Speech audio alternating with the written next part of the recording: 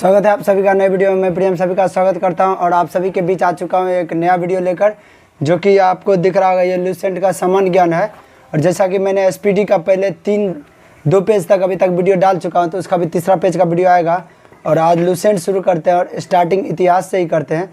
तो इतिहास का सबसे पहला टॉपिक जो है वो प्राचीन भारतीय इतिहास के स्रोत हैं कुछ, तो उसके आज स्रोत के बारे में आज कुछ पढ़ लेते हैं। और कल जो होगा दूसरा टॉपिक होगा, तो वो टॉपिक वाइज आपको आते रहेगा और मैं हैशटैग में डाल दूंगा टॉपिक 1 टॉपिक ये लूसेंट का। ठीक है, चलिए वीडियो को शुरू करते हैं बिना किसी देरी के। चैनल को सब्सक्राइब कर लीजिएगा, बेल बटन को ऑन रखिएगा। वीडियो का एक भी पार्ट अच्छा लगे तो वीडियो को लाइक कर दीजिएगा और कमेंट्स में जय हिंद लिखिएगा और कुछ पूछना है तो कमेंट्स में लिख दीजिएगा। चलिए स्टार्ट करते हैं।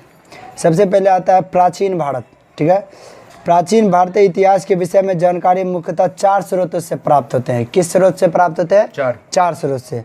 कौन कौन से स्रोत है? तो फर्स्ट है धर्म ग्रंथ, दूसरा है ऐतिहासिक ग्रंथ, तीसरा है विदेशियों का विवरण, व चौथा है पुरातत्व संबंधित साक्ष्य। ठीक है, तो धर्म ग्रंथ से प्राप्त होता है, दूसरा ऐतिहासिक ग्रंथ से प्राप्त होता है, तीसरा विदेशियों का विवरण से प्राप्त होता है और पुरातत्विक संबंधी साक्ष्य से प्राप्त होता है। आगे चलते हैं। धर्म ग्रंथ एवं ऐतिहासिक ग्रंथ से मिलने वाली महत्वपूर्ण जानकारी के बारे में अभी पढ़ेंगे हम लोग। भारत का सर्व प्राचीन धर्म ग्रंथ कौन सा है? तो वो है वेद है। ठीक है, जिसके संकलनकर्ता महर्षि कृष्ण द्वैपायन वेद व्यास ठीक है को माना जाता है। वेद वसुदैव कुटुंबकम का उपदेश देते हैं। वेद किसका उपदेश देते हैं? तो वसुदैव कुटुंबकम। भारतीय परंपरा वेदों का नित्य तथा अपौरुष्य मानती है। ठीक है, वेद 4 प्रकार के होते हैं। कितने प्रकार के होते हैं? वेद 4 हैं। कौन कौन से हैं? यजुर्वेद, अथर्ववेद। कौन कौन से हैं? ऋग्वेद, यजुर्वेद, सामवेद, अथर्ववेद। इन 4 वेदों को संहिता कहा जाता है। क्या कहा जाता है? तो चारों वेदों को संहिता कहा जाता है। सबसे प्राचीन वेद कौन सा है? तो वो है ऋग्वेद है। ऋचाओं के क्रमबद्ध ज्ञान के संग्रह को ऋग्वेद कहा जाता है। ऋग्वेद किसे कहा जाता है? तो ऋचाओं के ज्ञान के क्रमबद्ध संग्रह को। ठीक है, ऋग्वेद में 10 मंडल हैं, 1028 सूक्त हैं। ठीक है, एवं 10,462 ऋचाएँ हैं। किसमें है? ऋग्वेद में। क्या क्या है? तो 10 मंडल, 1028 सूक्त और 10,462 ऋचाएँ हैं। इस वेद के ऋचाओं को पढ़ने वाले ऋषि को होत्री कहते हैं। इस वेद के ऋचाओं को पढ़ने वाले ऋषि को होत्री कहते हैं। उसके बाद आगे पढ़ते हैं। इस वेद में आर्य के राजनीतिक प्रणाली, इतिहास एवं ईश्वर की महिमा के बारे में जानकारी मिलती है। इसी वेद से विश्वामित्र द्वारा रचित ऋग्वेद से तीसरे मंडल में सूर्य देवता सावित्री को समर्पित प्रसिद्ध गायत्री मंत्र है। गायत्री मंत्र। ठीक है, ऋग्वेद से तीसरे मंडल में सूर्य देवता सावित्री को समर्पित प्रसिद्ध गायत्री मंत्र है। इसके 9वें मंडल में देवता सोम का उल्लेख है। 9वें मंडल में क्या है? तो देवता सोम का उल्लेख है। अब आप बताइए, जो ऋग्वेद में कितने मंडल हैं, कितने सूक्त हैं और कितने ऋचाएँ हैं? आप कमेंट्स कर दीजिएगा प्लीज़। इसके 8वें मंडल में हस्तलिखित ऋचाओं का खील कहा जाता है। हस्तलिखित ऋचाओं को 8वें मंडल में खील कहा गया है।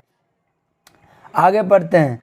देखिए, चतुर्वर्ण समाज की कल्पना का आदि स्रोत ऋग्वेद के 10वें मंडल में वर्णित पुरुष सूक्त से है। ठीक है, जिसके अनुसार 4 वर्ण है। कौन कौन से हैं? ब्राह्मण, क्षत्रिय, वैश्य और शूद्र।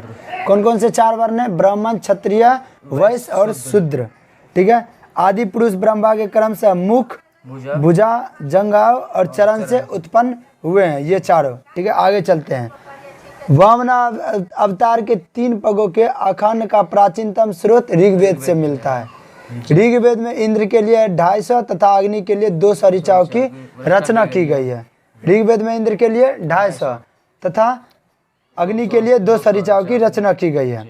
प्राचीन इतिहास के साधन के रूप में वैदिक साहित्य में ऋग्वेद के साथ शतपथ ब्राह्मण का स्थान है। ठीक है, आगे बढ़ते हैं। यजुर्वेद स्वस्वर पाठ के लिए मंत्रों तथा बलि के समय अनुपालन के लिए नियमों का संकलन यजुर्वेद कहलाता है। इसके पाठ्यकर्ता को अथर्वव्यू कहते हैं। क्या कहते हैं? अथर्वव्यू कहते हैं। यजुर्वेद में यज्ञों के नियम एवं विधि विधानों का संकलन मिलता है। मतलब यजुर्वेद में मंत्र मिलता है। यज्ञ में जो उच्चारण होता है, बलिदान इसी में होता है। इसमें बलिदान विधि का भी वर्णन है। यह एक ऐसा वेद है जो गद्य एवं पद दोनों में है।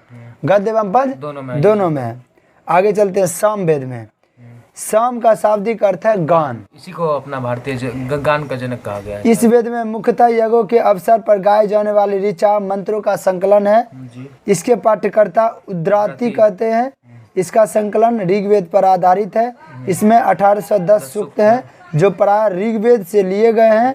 इसे भारतीय संगीत का जनक भी कहा जाता है। किसे? सामवेद को। साम मतलब गान होता है। गान होता है, तो इसे भारतीय संगीत का जनक कहा जाता है। अब आगे चलते हैं। यजुर्वेद तथा सामवेद में किसी भी विशिष्ट ऐतिहासिक घटना का वर्णन नहीं मिलता है। आगे चलते हैं। अथर्ववेद। अथर्वा ऋषि द्वारा रचित इस वेद में कुल 731 मंत्र तथा लगभग 6000 पद हैं। इसके कुछ मंत्र ऋग्वेदिक मंत्र से भी प्राचीनतम है। ठीक है। सबसे पहले अथर्ववेद में मिला है। औषधि का उल्लेख सबसे पहले कहाँ मिला है? तो अथर्ववेद में मिला है। सामान्य मनुष्य के विचार तथा अंधविश्वासों का विवरण भी अथर्ववेद में मिला है। ठीक है। आगे चलते हैं। अथर्ववेद में परीक्षित को कुरुओं का राजा कहा गया है तथा कुरु देश के समृद्धि का अच्छा चित्रण मिलता है। ठीक है। इसे सभा एवं समिति को प्रजापति की 2 पुत्री कहा गया है। आगे चलते हैं। सबसे प्राचीन वेद कौन से? आप कमेंट में जरूर। तो ऋग्वेद है। सॉरी, सबसे प्राचीन वेद कौन सा है वो आप कमेंट्स में बताइए, और सबसे बाद का वेद कौन सा है वो भी आप कमेंट्स में बताइए। आगे चलते हैं। इसमें जो है ऋग्वेद जो है ऐतरेय एवं कौशिक की ब्राह्मण ग्रंथ है।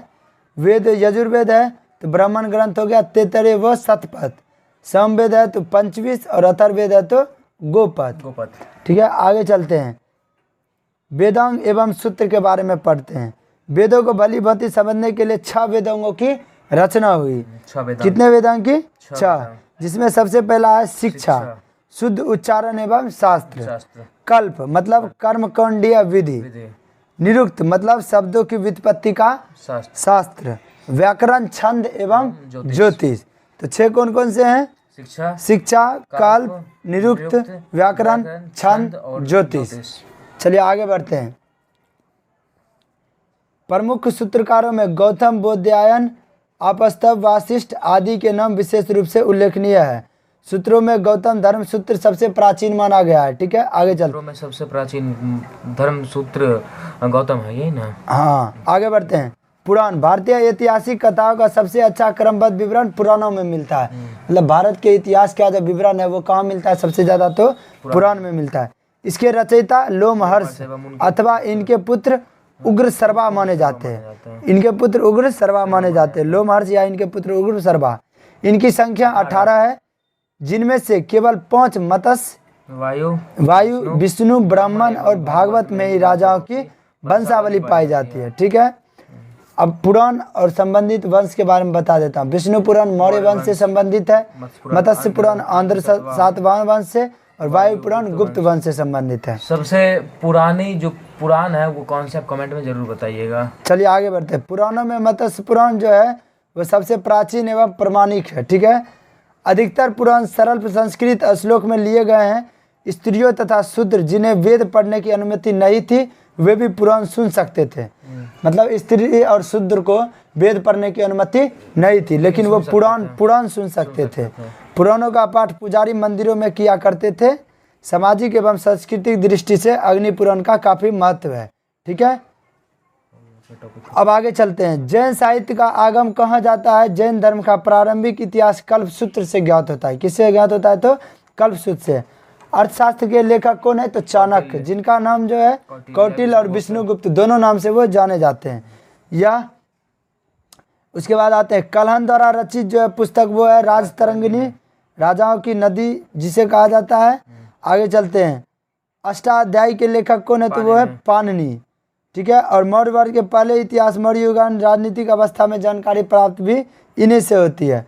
तो हमारा इसी के साथ जो है एक चलते हैं। थोड़ा सा एक और पॉइंट है जो कि हेरोडोटस, जिन्हें इतिहास का पिता कहा जाता है। हेरोडोटस को इतिहास का पिता कहा जाता है। और पुस्तक का नाम क्या है? तो हिस्टोरिका। 5वीं शताब्दी ईसा पूर्व में भारत और फारस, ईरान के संबंध का वर्णन किया गया है इसमें। ठीक है। मेगास्थनीज यह सेल्यूकस निकेटर का राजदूत था जो चंद्रगुप्त मौर्य के राज दरबार में आया था। इसने अपनी पुस्तक इंडिका में मौर्य युगीन समाज एवं संस्कृति के विषय में लिखा था। टॉलमी कौन था? तो इसने 2री शताब्दी में भारत का भूगोल नामक पुस्तक को लिखा था। ठीक है।